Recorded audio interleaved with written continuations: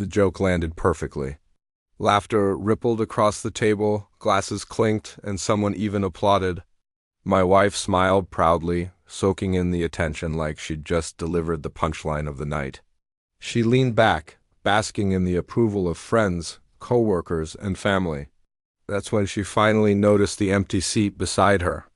At first she glanced casually, probably expecting to see me reaching for my drink. But when her eyes lingered a second too long, confusion crept in. She scanned the space again, slower this time. The chair was pushed in. My plate was untouched. I wasn't there. And suddenly the laughter around her started to fade, not because anyone else noticed, but because she did. The joke she'd made was about me. Well, she'd said with a playful shrug, at least if my marriage fails, I know it won't be because of cheating. He's way too boring for that. People laughed, harder than I expected. Someone added, "Hey, boring means loyal." She raised her glass. Exactly, predictable, safe, not exactly exciting, but useful. Useful? That word echoed in my head long before I stood up and quietly left. We had been married for 11 years. 11 years of building a life that, apparently, had become a punchline. I wasn't flashy, I wasn't loud. I worked hard, paid the bills, showed up on time, and stayed faithful. I believed consistency was a form of love. Somewhere along the way, she decided it was something to be embarrassed by. The dinner was her idea, a celebration for her promotion. I was proud of her. I helped plan it, booked the restaurant, even practiced a small toast in my head. I never got to give it. Throughout the evening, I felt invisible. She sat angled away from me, her attention focused on her supervisor, Daniel. He laughed a little too hard at everything she said. She touched his arm more than once. I noticed. I always noticed. But I told myself not to overthink it. Then came the joke. I didn't react immediately. I just sat there, letting the laughter wash over me. In that moment, I wasn't her husband. I was a character. A prop. Something safe to mock. So I stood up quietly, picked up my phone and wallet, and walked away. No drama. I even paid the bill at the front desk on my way out. She didn't text me until 40 minutes later. "Where did you go?" I didn't reply. Another message came. "Are you upset?" It was just a joke. Just a joke. That phrase has a way of shrinking real pain into an inconvenience. As if humor excuses humiliation.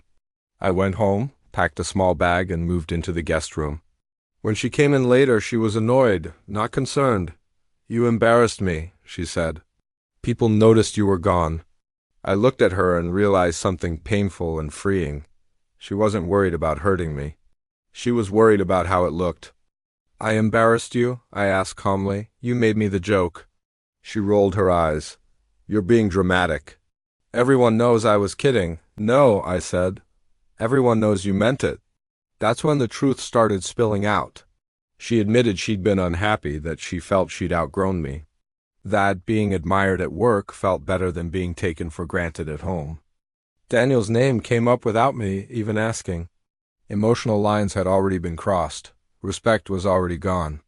Over the next few weeks, the distance grew. She stayed out late more often.